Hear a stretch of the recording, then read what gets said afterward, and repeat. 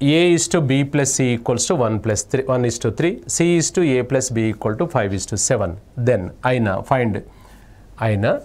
A/B/C నిష్పత్తి ఎంత అన్నమాట. సో రైట్, ఇప్పుడు ఒకసారి మనం గమనించినట్లయితే సేమ్ యాజ్ ఇట్ ఈస్గా మనం ఇంతకుముందు వాటిలాగా దీన్ని కూడా తీసుకుంటే A/BC అన్నాడు. సో A/B+C ఇది నేను దగ్గరికి రాస్తున్నాను, ఇది B+C వాస్తవానికి, ఇది 1:3 అండి.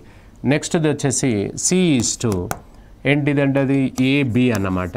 A+Bని నేను దగ్గరికి రాస్తున్నాను, ఎంత ఇక్కడ 5:7.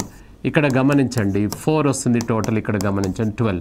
ఇంతకుముందు ఏం చెప్పాము మనము, ఇవి రెండు ఈక్వల్గా ఉండాలి. ఇంతకుముందు ఉన్నాయి, ఇప్పుడు లేవు. లేకపోతే ఏం చేయాలి, వాల్యూస్ మారకుండా ఈక్వల్ చేయాలన్నమాట. అనగా దీన్ని ఇక్కడ ఇది 12 ఉంది కదా, దీన్ని ఏం చేస్తే వస్తుంది, 3 చే గుణిస్తే 12 వస్తుందా రాదా చెప్పండి, వస్తుంది. కొన్ని సందర్భాలలో దాని చేత గుణించాల్సి వస్తే మొత్తం మీద గుర్తుపెట్టుకోవాల్సింది ఏంటంటే టోటల్ ఈక్వల్ చేయాలని గుర్తుపెట్టుకోండి. సో రైట్, ఇప్పుడు ఇది మనం మల్టిప్లై చేసుకుంటే 1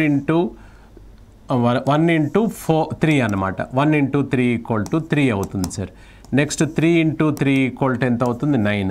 ఇప్పుడు చూడు టోటల్ ఎంత అవుతుంది, సో మనకు 12 అవుతుంది. ఇక్కడ కూడా 12 ఉంది, ఇక్కడ కూడా 12 ఉంది. దీని తర్వాత స్టెప్ ఏం చెప్పాలి మనం, ఇలా ఈక్వల్ కాగానే మనం తర్వాత స్టెప్ ఏం చేయాలని చెప్పాం, ఏదైతే ఒంటరిగా ఉందో అంటే సింగిల్గా ఏదైతే ఉందో అది దానికి మనకి ఇచ్చేసేయండి. అనగా ఇక్కడ ఏ వాల్యూ ఎంత అంటే 3 అన్నమాట.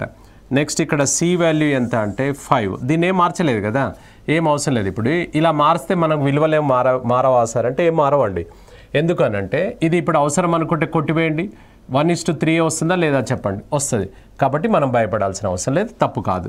ఇప్పుడు 12 అనేది ABC మొత్తంది సార్. ఇందులో ఏ వాల్యూ ఎంత వచ్చిందంటే ఇక్కడ 3 వచ్చింది, ఏ వాల్యూ వచ్చేసి 3 అన్నమాట. నెక్స్ట్ ఇది సి వాల్యూ కదా 5, సి వాల్యూ అనేది 5 వచ్చింది.